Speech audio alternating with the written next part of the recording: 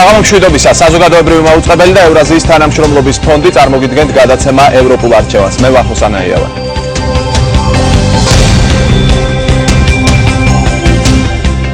შეზღუდული შესაძლებლობით მქონე პირთა მდგომარეობა საქართველოში, მათი უფლებები, საკანონმდებლო პრობლემები, ჯანმრთელობისა და სოციალური დაცვის საკითხები, გადაადგილების პრობლემები, დასაქმების სირთულეები, საზოგადოებრივი ცნობიერება, რას აკეთებს სახელმწიფო შეზღუდული შესაძლებლობის მქონე პირთათვის.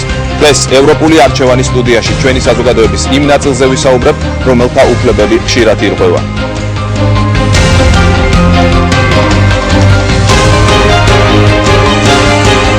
ეთერშია ევროპული არჩევანი.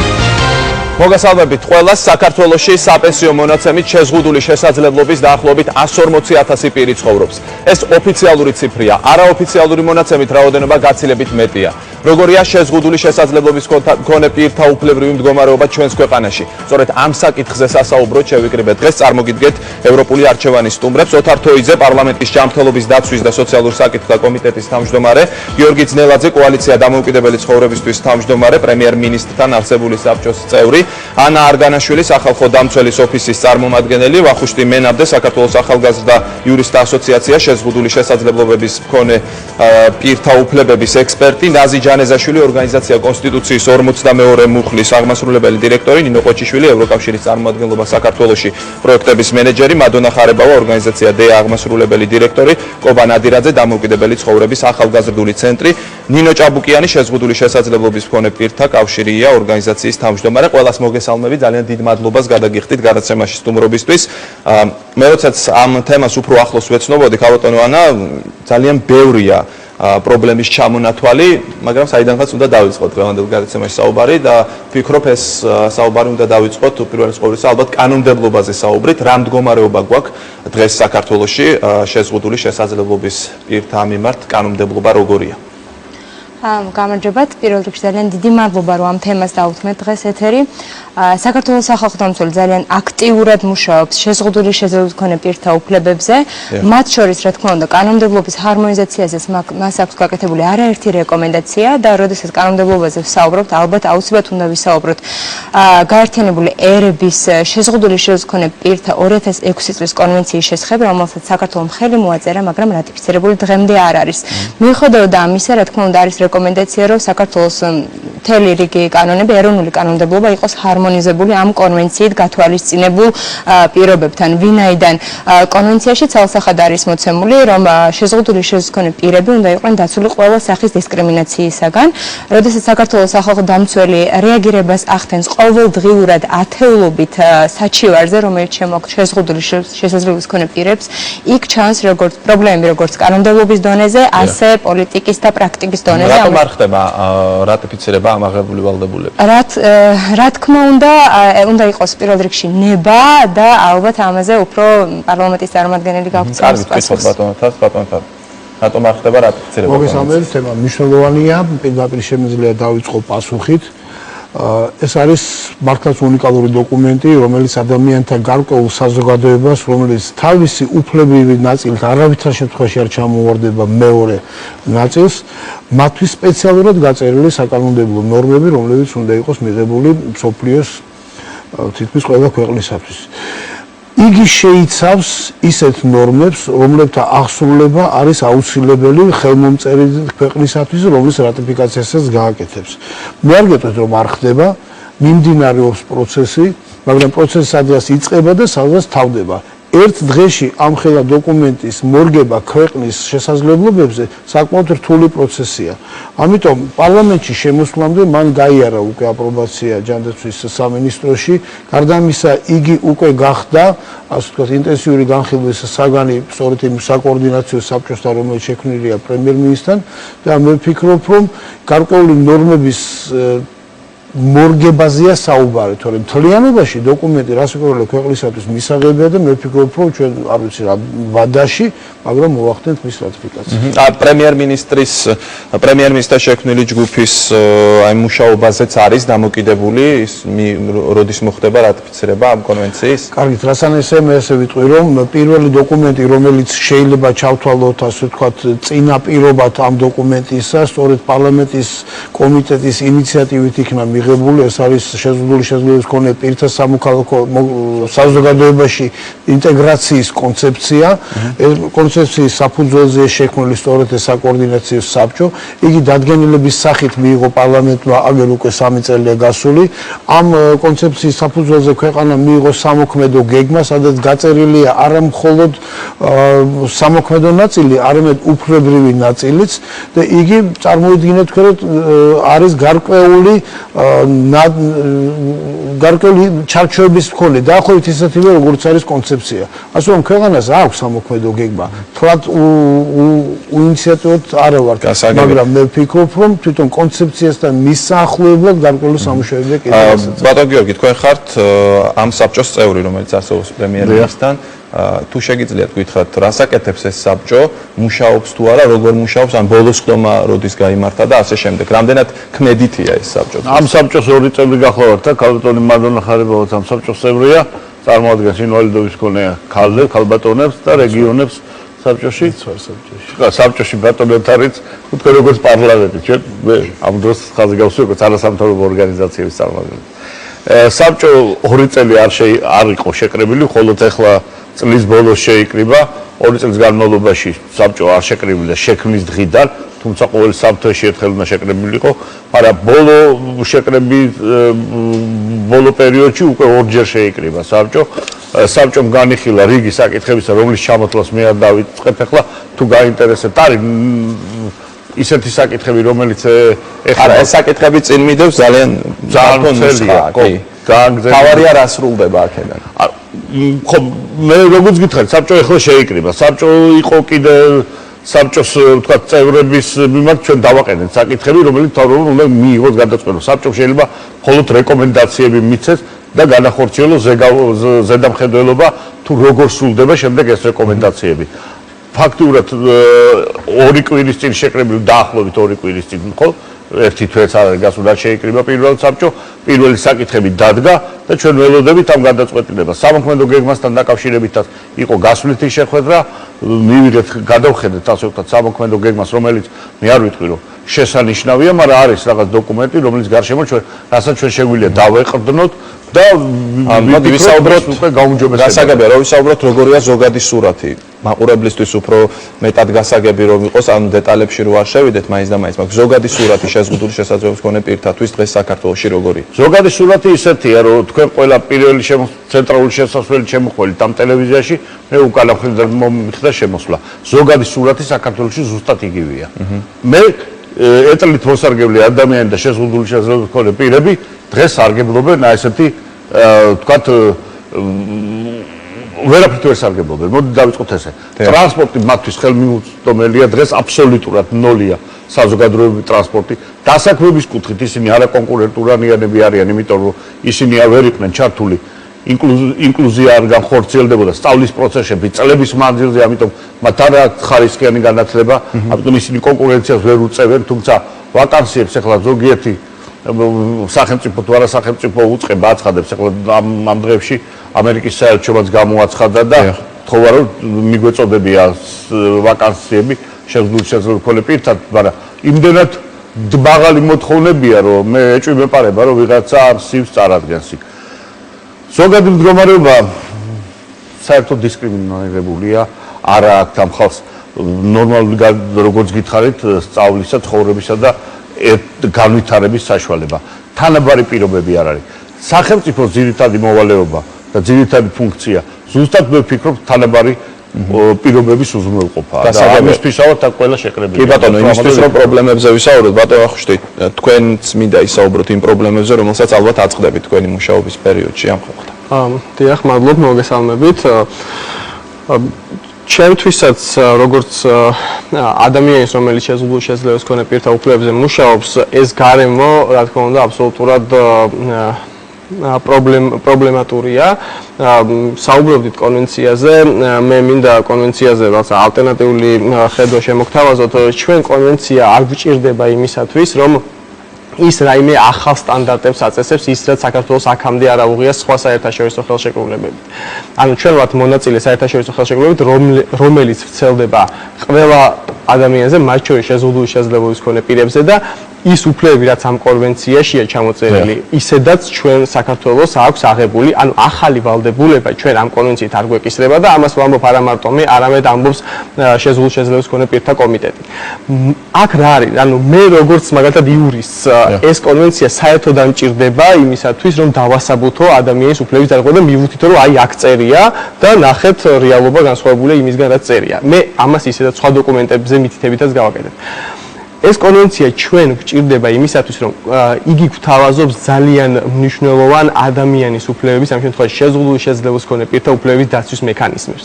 და ეს არის როგორც საერთაშორისო სამართლებრივი მექანიზმები, ისე შიდა სახელმწიფოებრივი მექანიზმები და აი სწორედ ამ მექანიზმების გამოყენებით ჩვენ ვიმედოვნებთ, რომ უფლებების სტანდარტი გაცილებით უფრო მაღლა აიწევს. მოხდება დოკუმენტირება ადამიანის უფლებების, მოხდება საერთაშორისო დონეზე ამის განხილვა, მოხდება საერთაშორისო საზოგადოების დახმარება ჩვენი ქვეყნისათვის, ვინაიდან კონვენცია ამასაც ითვალისწინებს, რომ ის ქვეყნები, რომლებიც არიან კონვენციის მონაწილე და რომლებიც არიან განვითარებული, იღებენ ვალდებულებას თავისი მატერიალური და არამატერიალური რესურსები გამოცდილება და ასე შემდეგ გაუზიარონ იმ ქვეყნებს, რომელიც არიან მონაწილეები და რომლებთაც ნაკლები, თქვა ეკონომიკური შესაძლებლობები აქვს, ან ნაკლები გამოცდილება. ამიტომ მე ვამბობ, რომ ეს კონვენცია პირველ რიგში მნიშვნელოვანი არის იმისათვის, რომ შექმნის მექანიზმს და არა იმიტომ, რომ რაღაც ახალ ვალდებულებებს აი ბატონმა გიორგიმ, კარგად დაახასიათა თქვათ ის პრობლემა, რაც უკავშირდება გადაადგილებას. კიდევ რა პრობლემები შეგიძლიათ გამოყოთ? ასევე განათლება ახსენა. მნიშვნელოვანი პრობლემა, რომელიც ძალიან დაკავშირებულია შეზღუდული შესაძლებლობის მქონე პირთან, როგორც ესე იგი სამართალ სუბიექტთან, როგორც საერთოდ სოციალურ სუბიექტთან დაკავშირებით, ეს არის პრობლემა ქმედუუნარობის. ჩვენ გვაქვს ადამიანების ქმედუუნაროდ ცნობის მექანიზმები საქართველოს კანონმდებლობაში, რომელიც საერთოდ ვერ პასუხობს საერთაშორისო გამოწვევებს და მეტიც ის ღირსების შემლახავია. აქვე მაყურებლისთვის ვიტყვი, რომ შეზღუდული, ესე იგი ყველა შეზღუდული შესაძლებლობის მქონე პირი არ არის ქმედუუნარო, მაგრამ ვინც ქმედუუნაროდ არის ცნობილი, ისინი ყველანი შეზღუდული შესაძლებლობის მქონე პირი. ანუ ერთ დიდ ნაწილს ქვეჯ ჯგუფს შეზღუდული შესაძლებლობის მქონე პირებს ეხება სწორედ ეს ქმედუუნარობის საკითხი და წარმოიდგინეთ, ესე იგი ხდება ის, რომ ადამიანს ცნობენ ქმედუუნაროდ და ეს ნიშნავს მის სამოქალაქო სიკვდილს. მას არაფრის უფლება არ აქვს და ყველაფერს უწყვეტს მეურვე, რომელიც ხშირ შემთხვევაში შეიძლება კეთილსინდისიერიც კი არ იყოს. და საერთაშორისო მიდგომა კი გვეუბნება, რომ პრინციპში ჩვენ მეურვე კი არ გვჭირდება, ჩვენ გვჭირდება დამხმარე, ანუ პირი გამოავლენს ნებას, ხოლო დამხმარე უბრალოდ დაეხმარება მას ნების გამოვლენაში. გასაგებია მესმის, თქვენამდე კიდევ მოვალთ, ბატონოთარ, თავარი პრობლემა რაც ერთ-ერთი პირველი რაც ითქვა, ეს არის გადაადგილების პრობლემა, იმიტომ რომ ადამიანმა რომ რამე გააკეთოს, ჭირდება გადაადგილება. თუ აქვს სახელმწიფოს დათვლილი, რა ჯდება მთელი ამ ინფრასტრუქტურის მოწყობა, თუნდაც ტრანსპორტთან დაკავშირებული ადამიანებს ტრანსპორტში ასვლა შეეძლოთ. პირდაპირ შემიძლია დავცეთ პასუხი, რომ არსებობს კანონში ჩანაწერი, რომ ახალი ობიექტების მშენებლობისას, ასევე სატრანსპორტო გადაადგილებისას ეს უნდა იყოს გათვალისწინებული. მაგრამ იმის გათვალისწინებით, რომ ინფრასტრუქტურის განვითარების, თქვათ, ღირებულება ჩვენთვის დაუცვლელია და არ ვიცით რა დაждდება, ეს ალბათ მოკლებულია შინ არს რა დაждდება სახელმწიფოსთვის. ძირითადად მშენებარე ეს არის სახლების მფლობელები ან კომპანიები და გზებს რაც შეეხება თვითონ სატრანსპორტო მაგისტრალებთან, მე მგონი არის ბატონო გიორგი, ხო? რაღაც გარკვეული ზრები არის, მაგრამ ძირითადად მაინც გვაქვს პრეტენზიები სწორედ გადაადგილების საშუალებებთან. მაგრამ ძირითად პრობლემას მინდა ხაზი გაუსვა, რაც ილაპარაკა ვახუშტები ახლა ამას დაკავშირებით, კონვენციასთან დაკავშირებით. აქ პრობლემა არის თვითონ შეზღუდული უნარიანობის ცნობის საკითხი და მისი უფლებრივი საკითხი. ნებისმიერ ქვეყანაში. ვინ არის შეზღუდული შესაძლებლობის მქონე ადამიანი, როგორ უნდა გახდეს ადამიანი შეზღუდული შესაძლებლობის და რა დონის შეზღუდვას ენიჭება სახელმწიფოებრივი სტატუსი. გარდა ამისა, მათი აღრიცხვიანობის საკითხი და მათი რანჟირების საკითხი, იმიტომ რომ ეს შეზღუდული შესაძლებლობის მქონე ადამიანი არ არის მხოლოდ ერთი ტიპი, რომელსაც არ აქვს გარკვეული ფუნქცია. ფუნქციის გამოვარდნის სხვადასხვა ხარისხებია და კოლეგებს ესმით რაზეა საუბარი, აქ საუბარია სწორედ მათი დიაგნოსტირების, მათი გამოვლენის და ფუნქციების შეთანხმების შეფარდების ხარისხი. ეს პირველი ეტაპია. ამის მერე იწყება უკვე მთელ რიგ უფლებებზე საუბარი ქვეყანაში, გადაადგილების უფლებაზე, ინკლუზიის უფლებაზე, დასაქმების უფლებაზე და ასე შემდეგ და ასე შემდეგ. კარგი, ჩვენს სხვა სტუმრებსაც მინდა მოდი თქვენგან დავიწყოთ ამ შეკითხვას დავსვამ, იმიტომ რომ ძალიან ბევრ მაყურებელს სწორედ ეს აინტერესებს, რას აკეთებს დღეს სახელმწიფო შეზღუდული შესაძლებლობის მქონე პირთათვის. მე როგორც დღის ცენტრი დავიწყებ პირდაპირ დღის ცენტრში რას აკეთებს სახელმწიფო ჩართულია ისაუბრე. საქართველოში ბევრი დღის ცენტრი არსებობს სახელმწიფომ და აქვს ეს პროგრამა და საკმაოდ კარგად მუშაობს ეს დღის ცენტრები, თუმცა პრობლემები მაინც გვაქვს, იმიტომ რომ უკეთესია პრობლემებზე ვისაუბროთ, იმიტომ რომ არც ისე ბევრი გვენდეს ამიტომ თუმცა პრობლემები გვაქვს, იმიტომ რომ დაფინანსება არის შესაბამისად მწირი, არ ყოფნის იმ სტანდარტებს, რა მოთხოვნებიც ჩვენ გვაქვს. ეგერთი და მეორე ის რომ არის სიღარიბეს მიბმული ეს ჩვენი ვაუჩერები და ეს აფერხებს შეზღუდული შესაძლებლობის მქონე ადამიანების მომსახურეობას. იმიტომ ვერ ვიღებთ შესაბამისად იმ ადამიანებს, რომლებსაც არ აქვს ეს ვაუჩერი სიღარიბის. კატონინო თქვენს მინდა. ეს ალბათ მჭირდება. არა, გჭირდებათ მიკროფონი. მოგესალმებით, როგორც ევროკავშირის წარმომადგენელი და საკონტაქტო პირი შშმ პირებზე ჩვენს წარმომადგენლობაში მინდა გითხრათ, რომ წლების განმავლობაში ჩვენ ვაფინანსებთ როგორც არასამთავრობო სექტორს და ძირითადად ადვოკატირების კამპანიებს და იმას, რომ ამ კატეგორიის ადამიანების ინტეგრაცია მოხდეს და ინკლუზია საზოგადოებაში. და გარდა ამისა, ბოლო დროს უკვე ჩვენ იმ სტრატეგიული გეგმის მიხედვით, რომელიც ევროკავშირმა მიიღო, კერძოდ კი 2010-2020 წელს მოიცავს და 2010 წელს მიიღო ევროკავშირმა თავისი წევრი ქვეყნებისათვის და ასევე თანამშრომლობისათვის პარტნიორ ქვეყნებში, ხაზგასმულია, რომ ეს პირები უნდა იყვნენ სრულად ინტეგრირებულები და მათი საკითხები იმ პროგრამებში და იმ პრიორიტეტულ მიმართულებებში, რომლებიც ჩვენ გვაქვს დღესდღეობით ჩვენს პარტნიორ ქვეყნებში, კერძოდ კი საქართველოში. ეს ნიშნავს იმას, რომ დიდანიან თუ მცირე ზომის პროექტებში ჩვენ ყოველთვის უნდა გავითვალისწინოთ ამ პირთა საკითხები და ის რომ მოხდეს მათი უფლებების დაცვა. მაგალითისთვის შემიძლია მოგიყვანოთ 2009 წლიდან ჩვენ გვაქვს სექტორული დახმარების პროგრამა პროფესიულ განათლებაში და იქ ერთ-ერთი კრიტერიუმი და პირობა, რომელზეც ჩვენ შევთანხმდით სახელმწიფოსთან არის ის, რომ ის პროფესიული სასწავლებლები და დაწესებულებები, რომლებიც ეწევნებიან მოსახლეობის პროფესიულ განათლებას, მათი ფიზიკური ხელმისაწვდომობაც და ასევე პროგრამების ხელმისაწვდომობაც უნდა იყოს უზრუნველყოფილი სხვადასხვა კატეგორიის პირებისთვის, მათ შორის შშმ პირებისათვის. გასაგებია. თუ შეიძლება. რა საკითხებს და პრობლემებს გამოყოფდით გარდა იმისა, რომ რაც აქ უკვე ითქვა. მიკროფონში თუ შეიძლება. მეც მადლობა მინდა მოგახსენოთ ასევე ამ გადაცემის ორგანიზებისათვის, იმისთვის რომ ამ თემაზე ხდება დისკუსიის წარმართვა. საქმე იმაშია, რომ თვითონ სახელმწიფოს მიმაჩნია, რომ პოლიტიკა შეზღუდული შესაძლებლობის მქონე ადამიანთა უფლებების მიმართ არ შეუძლია. უცვლელი რჩება მიუხედავად იმისა, რომ კონვენცია არის ხელმოწერილი, არის კონცეფცია მიღებული პარლამენტის მიერ, მიდგომა არის შემდეგნაირი. ქვეყანა, საზოგადოება გამდიდრდება და მერე გექნებათ ყველაფერი, რაც არის ძირში არასწორი. ეს ადამიანები უნდა იყვნენ ჩართული იმ დონეზე, რა დონეზეც და მონაწილეობდნენ იმ დონეზე, რა დონეზეც ვართ ეხლა. აი ამ განვითარებაში ეს ადამიანები ჩვენ პროსტორეთ რატომ მესამე პირში უნდა ვიღებდეთ მონაწილეობას. სამწუხაროდ ეს პირობები არ იქნება. სად იქნება ძირითადი პრობლემები? მოდით ვისაუბროთ. სისტემური არის პრობლემები, იცით, ახლა ჩამოთვლილი იყო უამრავი პრობლემა. აი, მაგალითად დასაქმება, ხო? და უნდა დავიწყოთ ალბათ პრობლემები სტატუსის მინიჭებიდან, როგორც ბატონმა თოთაროვს სწორედ აღნიშნა. დიახ, ოღონდაც აქ არის არა მარტო სტატუსის მინიჭებაზე ზრუნვა საჭირო. საჭირო არის, რომ იქნებოდეს ინდივიდუალური პროგრამები ინტეგრაციისა და რეაბილიტაციისა ესეთი ადამიანების, სადაც უნდა გამოვლინდეს უკვე ამ ადამიანთა საჭიროებები. კონკრეტულად თუ რა საჭიროებები არსებობს ქვეყანაში, რა მოთხოვნები არის იგივე ინფრასტრუქტურის თვალსაზრისით თუ სხვა. გასაგებია. თუ შეიძლება გამოთქვით თქვენი აზრი და შემდეგ ის. მოგესალმებით, მე გავაგზავნებ დასაქმებასთან და განათლებასთან დაკავშირებულ პრობლემებს. უპირველესად ალბათ აუცილებელი არის არსებობდეს საკანონმდებლო ბაზა, რომელიც ყველანაირად ხელს შეუწყობს შესაძლებლობათა შეზღუდვის მქონე პირთა დასაქმებას და არა მხოლოდ შესაძლებლობათა შეზღუდვის, არამედ დამსაქმებელსაც. აი ამ მიმართულებით ალბათ აუცილებელი არის დიდი ძალისხმევა როგორც სახელმწიფოს, ასევე არასამთავრობო და სახალხო დამცველის მხრიდან, რომლისთვისაც მართლაც ყოველთვის პრიორიტეტული არის ეს თემა. მაგრამ დასაქმება თავისთავად ცხადია პირდაპირ არის გადაბმული განათლებასთან.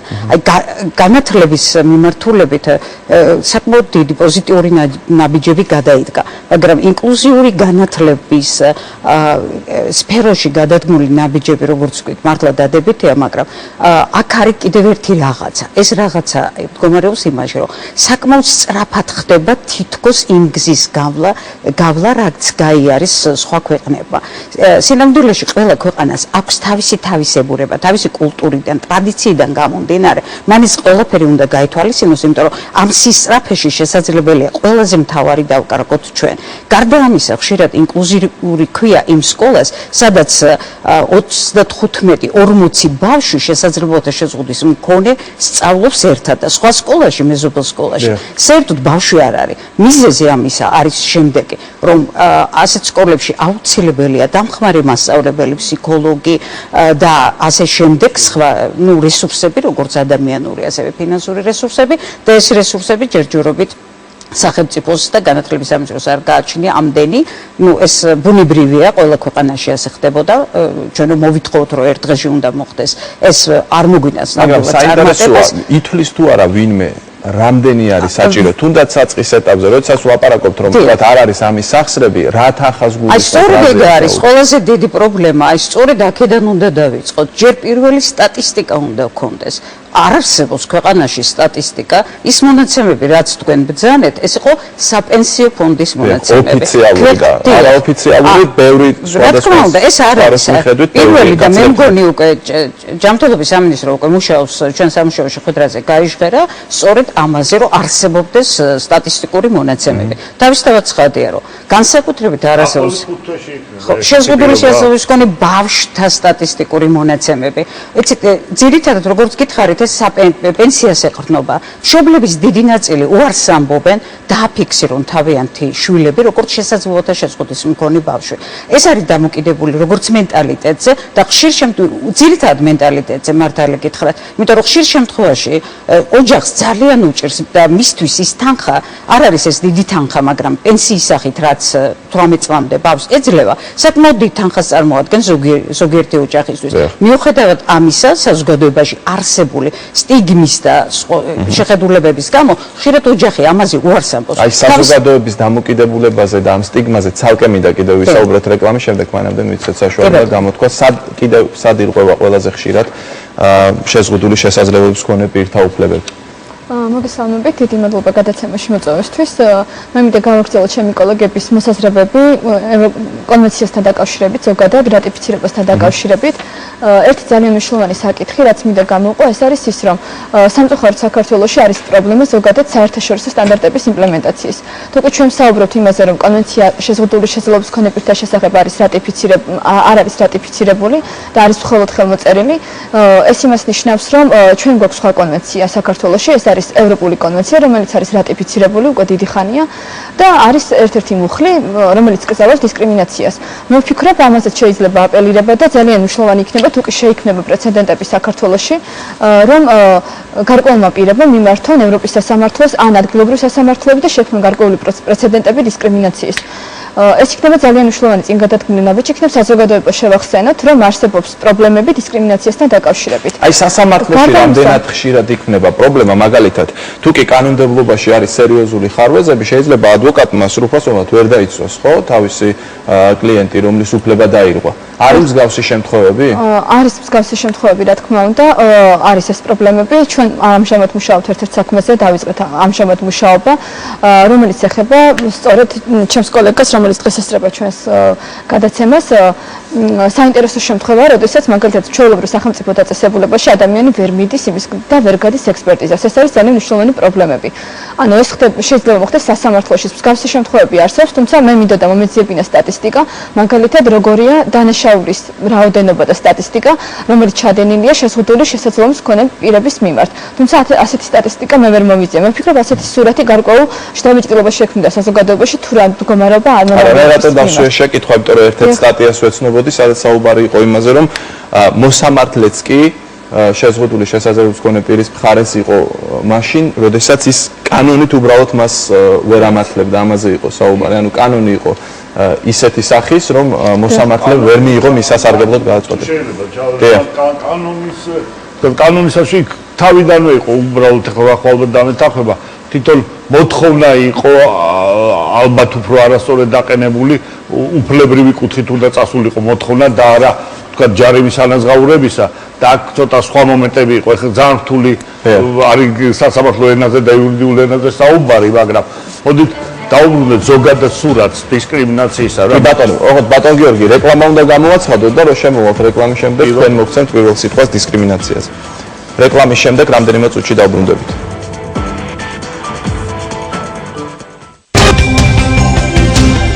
ევროპული არჩევანი კვლავ ეთერშია და მე შეგახსენებთ, რომ ჩვენ ვსაუბრობთ შეზღუდული შესაძლებლობის მქონე პირთა უფლებრივ მდგომარეობაზე საქართველოში. ბატონი გიორგი ძნელაძე გახსნის ჩვენი გადაცემის მეორე ბლოკს დისკრიმინაციაზე გსურდათ საუბარი და შემდეგ ჩვენ რეკლამაზე გავედით. გისმენთ? დისკრიმინაციას ზოგადად შეიძლება ძალიან ბევრი ფაქტი შეიძლება მოვიყვანოთ, მაგრამ როდესაც იურისტებს, ადვოკატებს უდგებათ საკითხი, რომ საქმე მიიტანონ სასამართლოში, ძალიან ბევრი ადამიანი თავს იკავებს იმით, რომ თქვა გაასაჭიროს საქმე, ან უკვე ეხლა გამოჩნდნენ, მაგალითად ფიზიკური პირები, რომლებიც შეიძლება მოთხოვენ ან თხოვენ ადვოკატებს, რომ სამართლებრივი ადვოკატირება მოახდინონ და სასამართლოში წაიღონ საქმე, მე ვიცი ვახოს ეხლა ხარ იყო სასამართლოში პენსიასთან დაკავშირებული საქმე იყო და ფიქრობ, რომ ის საქმე არასწორად დამთავრდა და ალბათ ვახო ბოლომდე მიყვება და სიმართლეს მაინც მივახდეთ. თვითონ მე თაქვები ნაზის რომ პრეცედენტები შეიქმნას და ეს პრეცედენტების საფუძველზე განხორციელდეს უფლებათა დაცვა. თუ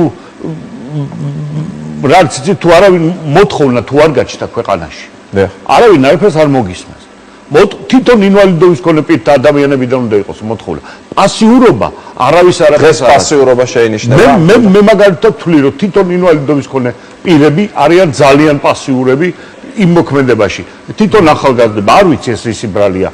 ჩაკეტილები არიან, სცხრენიათ, რაღაც სტიგმატიზაცია ხდება, ალბათ და უფრო სტიგმების და საზოგადოების დამოკიდებულებისაც თქვენიათ არ გამოდიან თუ მაგრამ არ იბრძვიან თავისუფლებებისთვის. მოთხოვნა არა ჩანს. მოთხოვნა არის 1 2 3 4 თითებზე ჩამოთვლი იმ ადამიანებს, რომლებიც თქვა ამ წლების განმავლობაში ერთდაიგივე ლაპარაკობთ და ერთდაიგივე საუბრობთ და ვიბრძვით, ხო, მაგრამ თუ ის ახალგაზრდობა არ გამოვიდა, თუ რაღაცა დისკომფორტი არ შეუქმნა, იგივე იმ საზოგადოებრივ კომპანიებს, რომელიც ტრანსპორტით უზრუნველყოფენ, ხო, ქვეყანას სხვადასხვა. რაც ახლა ბატონ ოტარი მბრძანა, იგივე ადმინისტრაციული მექანიზმები. მართლა ყოველ კანონში არის გათვალისწინებული ის, რომ ყველა შენობა უნდა იყოს ასე ვთქვათ, გათვალისწინებული და ხელმისაწვდომი ადაპტირებული. მაგრამ ამას ვიღაც არ ასრულებს. რატო უმტკიცებენ ისეთ პროექტებს, რომელსაც არ შემდგომ რეაგირება არ ანუ უბრალოდ ზეწოლა არ არის ამ მხრიდან, ამაზე ლაპარაკობ. მე ვფიქრობ, რომ ზეწოლაც ნაკლებია იმაზე, რომ ფაქტები ასე ვთქვათ, ჩვენი რეაქციაც მე არ მინდა მარტო ცალმხრივად ვილაპარაკო ხელისუფლება რატო თუ არ თქო არც არ შეასრულებს. ავიწყდებათ ხო ყოველთვის, რატო არ გააკეთეთ? დამავიწყდა. აი ქაბატონანა, თქვენც მინდა განაგრძოთ ეს თემა, რომ აი ბატონ გიორგი ამბობდა, რომ რაღაცნაირად სახელმწიფოზე ზეწოლა არ ხდება ამ ადამიანების მხრიდან. თქვენ თუ ამჩნევთ გავს ტენდენციას? პირველ რიგში მინდა პატარა კორექტირება შევიტანო მთელ ამ დისკუსიაში. არაერთხელ გაჟღერდა აქ საკითხი, რომ ეს ადამიანები უნდა გამოვყოთ, ცალკე დავითვალოთ და მათთვის სპეციალურად გადავდოთ რაღაც ფონდები. სწორედ ეს არის საკმაოდ მოძველებული მიდგომა და სახალხო დამცველმა არაერთხელ გააჟღერა ის, რომ ეს ადამიანები უნდა იყვნენ გათვალისწინებული ყველა ფონდში და არა მათთვის შექმნილ ფონდში. მე მოგახსენებ ნორვეგიის მაგალითს, სადაც მაგალითად სტატუსის დადგენა სულაც არ არის იმისთვის საჭირო, რომ თუ ადამიანს ჭირდება ეტლი, დაკმაყოფილდეს ეტლით. ხო ხდებით? ანუ არ არსებობს ადამიანი, რომელიც ვინმეს სიცრუეში შეიყვანს და ტყუილად უბრალოდ სჭირდება ეტლი და ის მიიღებს ეტლს. და მას არ ჭირდება ბიუროკრატიული ძალიან დიდი მექანიზმების გავლა, რომ ეტლი მიიღოს, ხო მართალია? გარდა ამისა, კიდევ ერთ ფაქტზე მინდა გავამახვილო ყურადღება. ძალიან ხშირად აქ გაჟღერდა რესურსების პრობლემა და ძალიან ხშირად მივდივართ იქამდე, რომ თურმე რესურსი არ არის და ამიტომ არ უნდა განხორციელდეს რაღაც უფლების დაცვა. სახალხო დამცველმა ძალიან ცხადად გაუსვა ხაზი იმას, რომ მაგალითად დახურულ ინსტიტუციაში, სახელმწიფო ზრუნვის სააგენტოს რომელიმე ფილიალში თუ ადამიანს 10 წელი არ აქვს ეტლი, ეს უკვე არ არის რესურსის ნაკლებობის პრობლემა, ეს უკვე არაადამიანური და არასათანადო მოპყრობა. ამიტომ ალბათ დადგა დრო, რომ ნელ-ნელა ეს დისკუსია გადავიტანოთ ადამიანის უფლებების სფეროში და არა რესურსების და რაღაც ფონდების სპეციფიური დათვლის სფეროში, ვინაიდან გადის დრო და ადამიანებისთვის, რომელსაც ერთი ცხოვრება აქვს, შეიძლება უბრალოდ ვერ მოასწრონ ფეხი აუბან აი ამ შენებებთან. როგორ უნდა მოიქცნენ? აი მათი უფლებები ირღვევა, ხო? როგორ უნდა მოიქცნენ? აქ არაერთხელ იყო ნათქვამის, რომ ადამიანის უფლებები უნდა იყოს ძალიან ის რომ ტრანსპორტით გადაადგილება თავისუფლად არ შეუძლიათ ამ ადამიანებს, იმიტომ რომ არ არსებობს ინფრასტრუქტურა. ამ შემთხვევაში აი სახალხო დამცველის წარმომადგენელი ხარ. რა უნდა ქნან? და გაასაჩივრონ, რა უნდა? აბსოლუტურად უნდა გამოიყენონ ყველა შესაძლო მექანიზმი მათი უფლებების დასაცავად, მათ შორის სასამართლო, მათ შორის სახალხო დამცველი თითქმის ყოველ კვირა აკეთებს და რატომ არ წდება ეს საკითხი? არ ითხოვენ? თუ უბრალოდ ითხოვენ და სახელმწიფო არ ასრულებს? ალბათ ორივე ერთად არის ამ შემთხვევაში და უფრო კიდევ უფრო მკაცრად უნდა იყოს მოთხოვნა და ჩვენ არ უნდა კიდევ ერთ რამეზე მინდა გავამახვილო ყურადღება, როდესაც აქ საუბრობთ სტიგმაზე. რატომღაც სტიგმაზე საუბრისას გვავიწყდება, რომ რა მომენტშიც ეს სტიგმა იწვევს უკვე ადამიანის უფლების დარღვევას, ეს უკვე შეიძლება იყოს უფლება დარღვევა და არა ძალიან ადვილია სტიგმაზე საუბარი და პასუხისმგებლობის გადატანა საზოგადოებაზე, რომელსაც თურმე არ აქვს განათლება უკაცრავად, მაგრამ თუ ეს საზოგადოება მაგალითად ბავშვს უზღუდავს, ან მშობელი ბავშვს უზღუდავს განათლების უფლებას, იქ უკვე დგება იმის საკითხი, რამდენად ადეკვატური მშობელია და ხომ არ არის საჭირო სახელმწიფო ჩაერიოს უკვე და იგივე თუნდაც ამ მშობელს შეუზღუდოს შოულის უფლება. და საზოგადოების ცნობიერების საკითხი გამორიცხავთ ეს პრობლემა არ არსებობს. რა თქმა უნდა, საზოგადოების ცნობიერების საკითხი არსებობს, მაგრამ ამ საზოგადოებისთვის გარკვეული მართლშეგნების ამაღლება, ეს უკვე არის სახელმწიფოს ფუნქციაც და არ შეიძლება რომ მხოლოდ სტიგმაზე იყოს პასუხისმგებლობა გადატანილი და ჩვენ დაველოდოთ, როდის შეიცვლება რაღაც მენტალობა თავისთავადად სპონტანური პროცესით. კი ბატონო. სახელმწიფოს ფუნქცია საზოგადოების ცნობიერების ამაღლებაზე შეიძლება გამოხატული იყოს რეპრესიული ფორმითაც კი, რაზეც ანა მისაუბრა, აქ უკვე იქნება ეს მშობლის უფლებების ჩამორთმევა თუ თქვა დისკრიმინაციის ნიშნით კონკრეტული პირებისთვის პასუხისმგებლობის დაწესება. მინდა პატარა დეტალი დავამატოთ, ჩვენ შედარებით უფრო ტოლერანტული ვართ ხოლმე და სამწუხაროდ იგივე საზოგადოება კმაყოფილია ხოლმე იმით, რომ თუნდაც არსებობდეს სამოქმედო გეგმა და შემდეგ არ დგება საკითხი, როგორ სრულდება სამოქმედო გეგმა. მე თქვენ გეტყვით ერთ მაგალითს, რომელიც სულ ახლახანს მოხდა, შრომის ჯანმრთელობისა და სოციალური დაცვის სამინისტრომ შეამცირა შეზღუდული შესაძლებელი ბავშვთა ადრეული ინტერვენციის პროგრამა. ადრე თუ იყო ბავშვები დაბადებიდან 7 წლამდე, ეხლა აღმოჩნდა, რომ გარკვეული რესურსების სხვა არხში გადართვის მოტივით, როგორც ეს ჩვენამდე მოვიდა, თუმცა ოფიციალური პასუხი არ გაუციათ, აღმოჩნდა, რომ ბავშვები მხოლოდ 0-დან 3 წლამდე არიან ამ პროგრამაში ჩართული. პასუხი იმაზე, თუ სად უნდა წავიდეს ბავშვი, რომელიც 4 წლის არის და ჭირდება ადრეული ინტერვენცია, იმისათვის რომ შემდგომში უფრო ღრმად არ განვითარდეს ეს შეზღუდულობა, პასუხი ამაზე არავის არ აქვს. ბატონო ძალიან ბევრი ტოპიკა იყო ხელშეხებული, შეიძლება ყველა სასალკე უპასუხო და მთლიანობაში შეიძლება პასუხი გავსეთ. პირველ რიგში ახალ უფლებებს შევეხებით, ამიტომ მოდი თქვა, რა არის დისკრიმინაცია, რა არის უფლებრივი გადაცდომა, რა არის სტიგმა, რა არის საერთოდ შეხედულება. ძალიან შორს აგვიყვანს ეს დისკუსია, ამიტომ გთხოვთ, როდესაც ამ თემებზე ვსაუბრობთ, ამ ყველა ნიუანსს მივაქციოთ ყურადღება. დისკრიმინაცია ის, რომ ადგილი არ დაუთმე თქვათ ადამიანს, იმიტომ რომ შეურაცხყოფა მიეყენე პრაქტიკულად, თუ ეს უკვე სამართლებრივი გადაცნობაა. ამ რანჟირებას თუ მივყევით, ჩვენ შეიძლება რამოდენიმე საფეხური ჩამოაყალიბოთ ასეთი გადაცნობებისა. პირველ რიგში გაიჟღერა სახელმწიფოს გადაცნობა. არის თუ არა სახელმწიფო დისკრიმინაციული ასეთი ადამიანების მიმართ. სახელმწიფოს ძირითადი როლი არის გაჭირებაში მყოფი ადამიანების დახმარება. პირველ რიგში შეზღუდული შესაძლებლობის მქონე ადამიანებს აქვთ გაჭირება, როგორც მატერიალური, ასევე ფიზიკური, ასევე მენტალური. და ვერ დაგეთანხმებით იმაში, რომ ეს მხოლოდ ნორვეგიაში და ჰოლანდიაში, სადაც სავარძელს იძლევიან ისე, თუ გჭირდება. დღესაც იძლევიან ჩვენთან კოხლეერულ აპარატებს სულად უფასოდ, არის 35,000 ევრომდია მასი ღირებულება და იცით რომ იყო 5 იმპლანტი წელიწადში და ეხლა 110 და იმპლანტების რაოდენობა იქ არ არის ინვალიდობის ხარისხის დადგენა აუცილებელი, სმენა უნდა გაკვდეს. ეს ერთი მხრივ.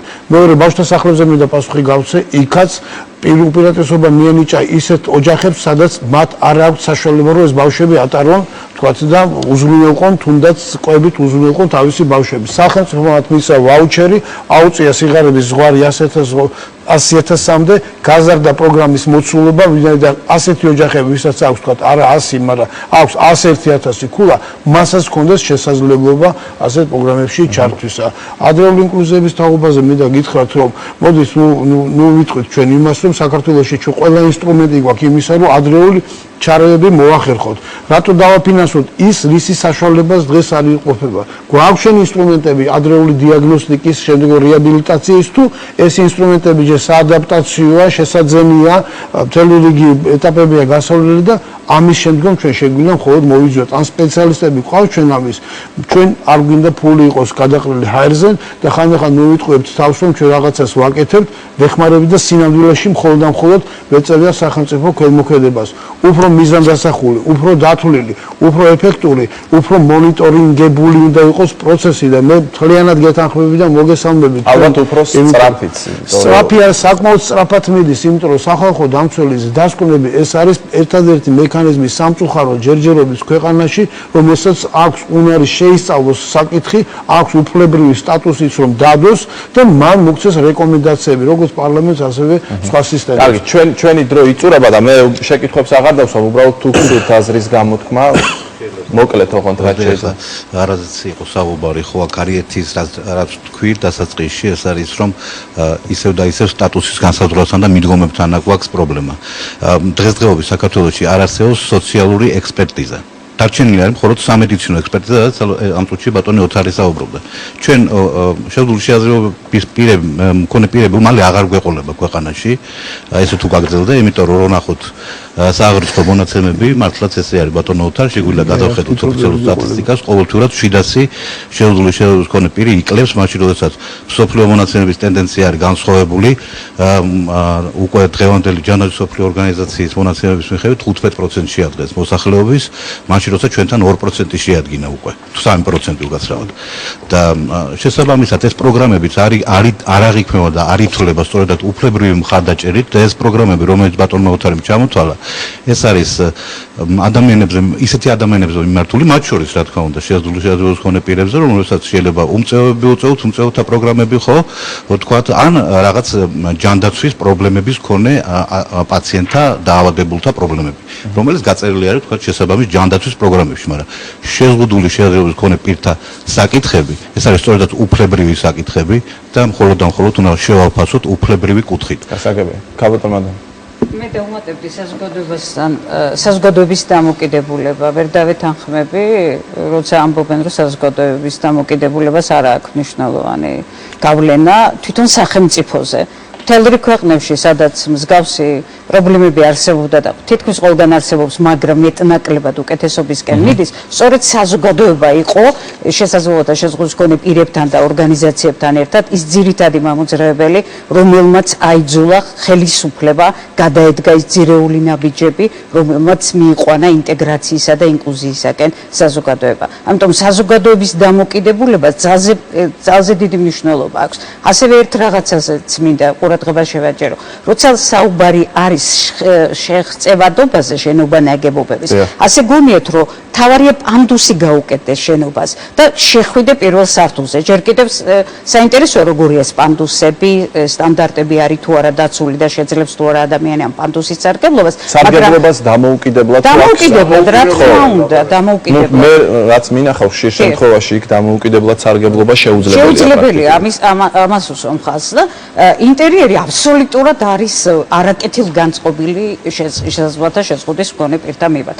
ამიტომაც, როცა ჩვენ მხოლოდ შეიძლება კეკლუცობდეთ, რომ აი გაუკეთდა პანდუსი და მობძანდი ბატონო, ეს ასე არ ხდება და ვთვლი, რომ სწორედ სახელმწიფომ უპირველესად უნდა გაუკეთოს თავის დაწესებულებებს, არა მხოლოდ პანდუსი, არამედ ყველანაირად უნდა იყოს ხელმისაწვდომი. მსგავსი მაგალითია სახალხო დამცველის ოფისი, რომელიც თავიდან არ იყო, მაგრამ როცა მოინდომეს არაჩვეულებრივად გაკეთდა ყველაფერი და ასევე ყველა არასამთავრობო ორგანიზაციას, რომლებიც ადამიანთა უფლებაზე მუშაობს და კიდევ ერთხელ ხაზს უსვამთ. მე მიხარია, რომ ჩვენთან არიან საქართველოს ახალგაზრდა იურისტთა ასოციაცია, ჩვენი პარტნიორები არიან ნირვაკავშირის მეტდაფინანსებული პროექტი, ასევე 42 მუხლი კონსტიტუციის, მაგრამ ძალიან ბევრი ორგანიზაციები, რომლებიც ადამიანის უფლებებზე მუშაობენ, აბსოლუტურად არ ფიქრობენ შეზღუდული შეწყვეტის მქონე პირთა უფლებებზე, ანუ განაცალკავებენ მას. ამიტომ ხშირად ბატონო გიორგი ჩვენ ერთ ჩაკეტილ წრეში ვტრიალებთ და სწორედ ქალბატონ ანის დავეთანხმები და ჩემი ხედვა ყოველთვის ასეთი იყო, რომ გლობალური მასშტაბით და გლობალურ პროგრამებზე უნდა ვიფიქროთ ჩვენ და იმ პროგრამებში ყოველთვის უნდა მოიძიოს ჩვენთვის ადგილი, ანუ შესაძლებლობათა შეზღუდვის. თორე თუ ჩვენ ყოველთვის სპეციფიკურ პროგრამებზე ვისაუბრეთ, ჩვენ ყოველთვის სპეციფიკური და დამატება ვიქნებით და არასოდეს არ იქნება ის წარმატებები, რისკენაც მოგვიწოდებს კონვენცია და ასე შემდეგ. მე სურს რომ მნიშვნელოვანი საკითხზე გავაკეთო აქცენტი. ერთი არის ის, რომ არსებობს სხვა ქვეყნის მაგალითები, როდესაც ისევ კონვენციის რატიფიცირებას დაუბრუნდები, ვინაიდან ეს არის ერთ-ერთი საკონცო საკითხი ამ შემთხვევაში, რომ მოხდეს კანონმდებლობის ჰარმონიზაცია მასთან, არის ის, რომ არის სახელმწიფოები და ქვეყნები, სადაც კონვენცია რატიფიცირებული არ არის, თუმცა გარემო ბევრად უფრო ადაპტირებულია. თუმცა არის ჩვენი მეზობელი სახელმწიფოები, ისეთი როგორიც არის მაგალითად სომხეთი, რომელმაც კონვენციის რატიფიკაცია მოახდინა, თუმცა გარემო ადაპტირებული არ არის. ანუ ჩვენ მაინც და მაინც ჩემ კოლეგები რასაც საუბრობდნენ, არ არის აუცილებელი ვიზრუნოთ იმაზე, რომ მოხდეს ამ კონვენციის რატიფიცირება, ან რომელიმე საერთაშორისო სტანდარტების შესაძლებელია ისედაც მოვიდომოთ და გავაკეთოთ გარემო ადაპტირებული. ერთი მნიშვნელოვანი პრობლემა კიდევ რაც არის ჩემი მოსაზრებით, არის ის, რომ არა მხოლოდ სახელმწიფო არის ვალდებული ამისთვის, ჩვენც ვართ ვალდებულნი, რომ შევუწყოთ ხელი გარემოს ადაპტირებას. მაგალითად, ამ შემთხვევაში ბიზნესი ერთ-ერთი კერძო საწარმოები, მცირე საწარმოები არის ასევე ძალიან მნიშვნელოვანი საკითხი. როდესაც აშენებენ და იწყებენ გარკვეულ ბიზნესს, მე ვფიქრობ, მათაც უნდა იზრუნონ იმაზე, რომ გარემო შექმნან ადაპტირებული. ამიტომ საზოგადოების აქტიურობა არის ძალიან მნიშვნელოვანი, რომ ვაიძულოთ ერთმანეთი, რომ გარემო იყოს ადაპტირებული. გასაგებია თუ გსურთ აზრის გამოთქმა. კარგით. ბოლოს ვიტყვი, ჩვენ ძალიან დიდი ხანია ვსაუბრობთ, თუმცა ძალიან გარკვევით ვახსენეთ ეს სამოქმედო გეგმა, რომელიც უნდა ითქვას, რომ ეს არის ჩვენთვის ერთ-ერთი ყველაზე მნიშვნელოვანი დოკუმენტი, ეს არის ჩვენი პლატფორმა, რაზეც ამ წუთას სადაც არის გამოხატული სახელმწიფოს ხედვა და ჩვენ სწორედ ევროკავშირის დაფინანსებული პროექტის ფარგლებში დიასთან ერთად და კიდევ რამდენიმე პარტნიორ ორგანიზაციასთან ერთად ვაკეთებთ მონიტორინგს რამდენიმე კომპონენტის და ჯერჯერობით არ არის გამოქვეყნებული ეს მონიტორინგის საბოლოო შედეგები, თუმცა ამ ეტაპზე ჩვენ შეგვიძლია წინასწარი შეხედულებები გავაკეთოთ ამ სამოქმედო გეგმასთან დაკავშირებით, რომელიც 3 პუნქტად შეგვიძლია ჩამოვაყალიბოთ. პირველი, ხშირ შემთხვევაში სამინისტროების ხედვა არის ძალიან არასწორი ჩვენ მონიტორინგთან დაკავშირებით, ჩვენ ხშირად ისინი ძალიან დიდ პრობლემებს გვიქმნიან და ინფორმაციის მოპოვება ხანდახან რთულია, რომ მონიტორინგს აზრი ეკარგება. მაგალითად, განათლების სამინისტრო არც ერთ კითხვაზე არ პასუხობს. მეორე პრობლემა არის, რომ რა კითხვებია მაგალითად? არის სამოქმედო გეგმაში ჩამოყალიბებული კონკრეტული საქმე, რომელიც უნდა განახორციელოს. ეკითხები, რა განახორციელე, რა ეტაპზეა, იმიტომ რომ არის გაწერილი 2010-დან 2012 წლამდე და რა განახორციელე, რა დაგჭა. საერთოდ არც უარსაც არ გეუბნება, უბრალოდ იგნორირება. სხვა თქვათ განათლების სამინისტროსთან ვერ მიიღეთ პასუხი. სხვა გზა არსებობს იმის, რომ შეამოწმოთ როგორ მიმდინარეობს მისი განხორციელება. ირი გზები არსებობს თუ და ამაზე ქალბატონი მადონას უნდა მე მგონი თქმა და იტყვის. მეორე პრობლემასთან გადავა. ძალიან სამოქმედო გეგმის ძალიან დიდი ნაწილი არ სრულდება დროის შესაბამისად, ან საერთოდ არ სრულდება.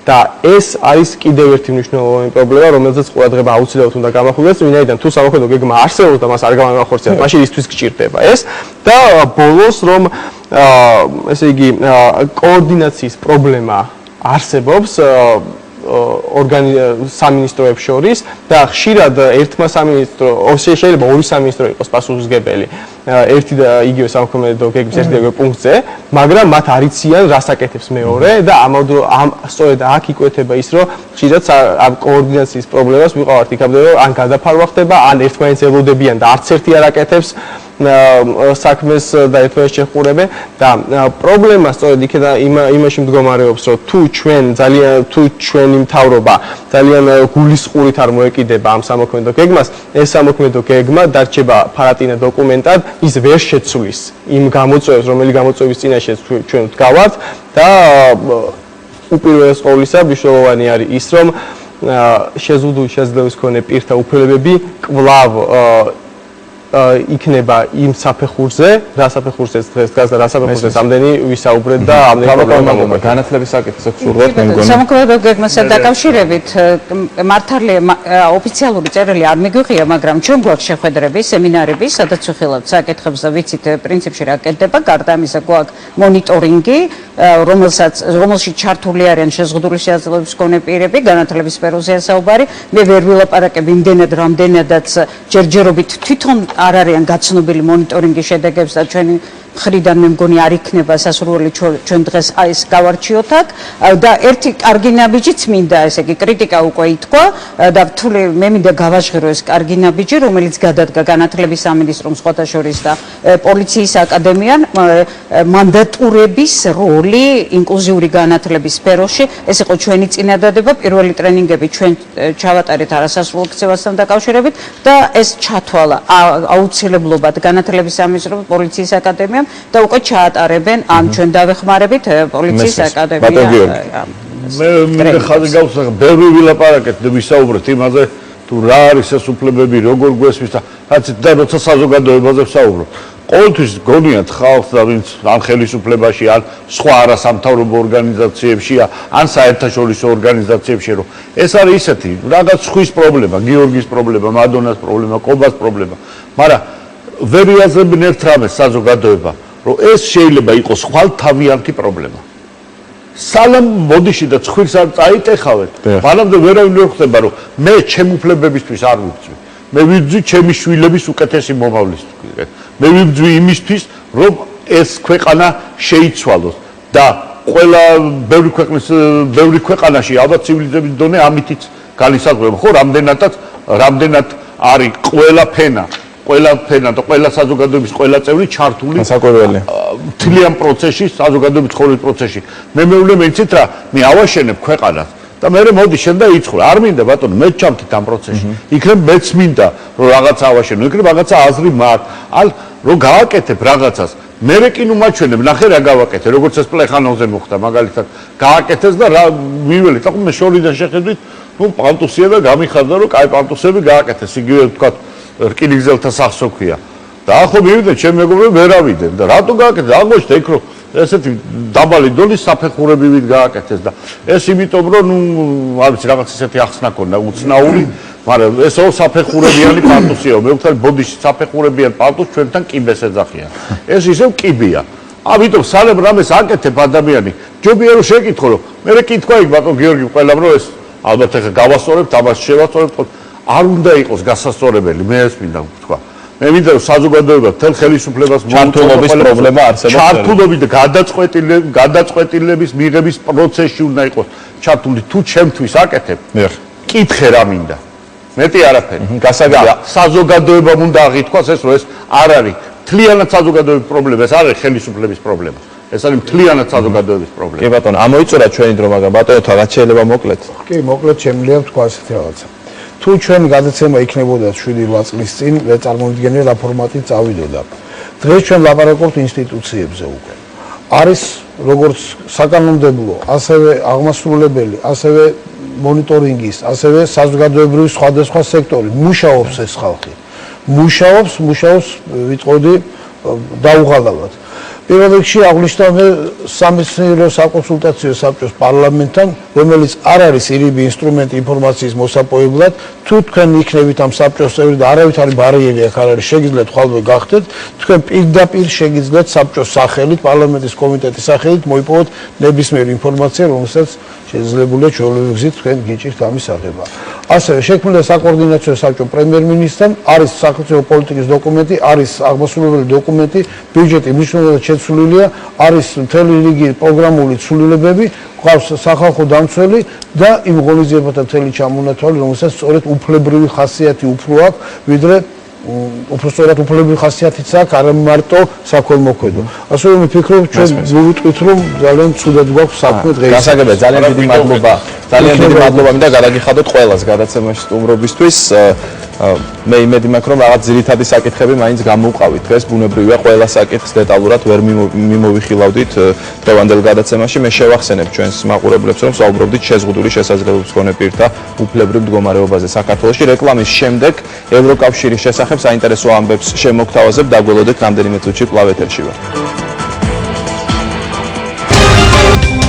ევროპული არჩევანი კვლავ ეთერშია და ახლა წარმოგიდგენთ საინტერესო ფაქტებს ევროკავშირის ისტორიიდან.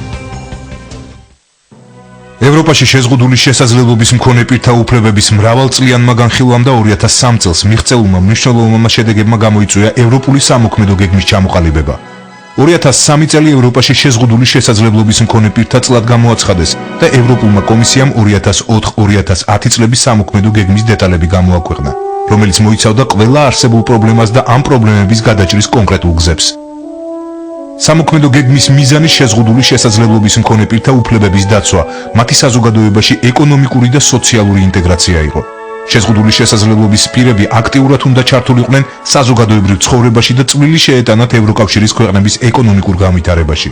პირველ რიგში ევროპაში დაიწყეს მუშაობა იმაზე, რომ საზოგადოებაში გამქრალიყო ბარიერი და ყველანაირი განმანცხოვებელი ნიშანი, რამაც დღეს ევროპაში ყველა ადამიანი თანასწორ პირობებში ჩააყენა. დღეს ევროკავშირის ქვეყნებში შეზღუდული შესაძლებლობის მქონე პირების მდგომარეობა მნიშვნელოვნად გაუმჯობესდა. ისინი იბრძვიან საკუთარი უფლებებისთვის და სხვებსაც მოუწოდებენ ამისკენ. ევროპული არჩევანი ამით დასრულდა. მე სულ ცოტა ხნით გემშვიდობებით, რამდენიმე წუთში პირველი არხის ეთერში გავა დოკუმენტური ფილმების სერია ევროკავშირი და საქართველო პარტნიორობა და თანამშრომლობა. დროებით.